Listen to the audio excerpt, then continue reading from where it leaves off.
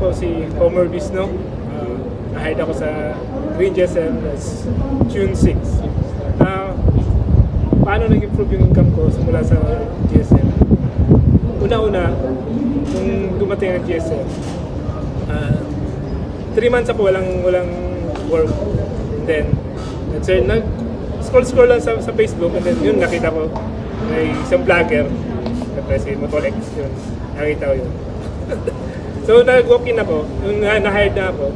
First, maraming nagsasabi na imposible yung binibigay na sinasabi na incentive ni GSM. So na-challenge ako at ginawa ko inspirasyon, una-una yung family natin. Pag-support natin sa kanila. Yun.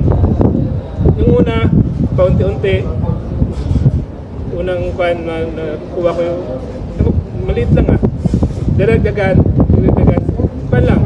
Hanggang na-reach ko yung pinaka sagad ko is a day is 6,000. Nasagad yan. 6,000 twice. So mga nagsasabi lalo na sa social media, tinitira yung GSM. Yun.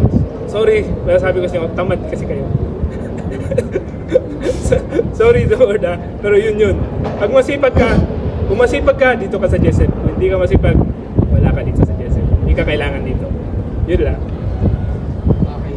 So yung next question ko sir is, kung i-describe mo ang Green GSM in one word or one sentence, ano ito at bakit? One word, isa lang. Ito lang. Perfect timing. Perfect timing si GSM sa Philippines. Dahil marami din siya na nabigyan ng opportunity ng mga Filipino drivers na kumita ng sapat na wala silang puhunan na magbaboundary. Wala silang isipin. Ang isipin lang nila, good service at paano palakihin ang gross nila, ang income para doon sa incentive. Yun ang perfect timing ng GSM. So yun lang sir, maraming salamat and congrats ulit sir. Thank you.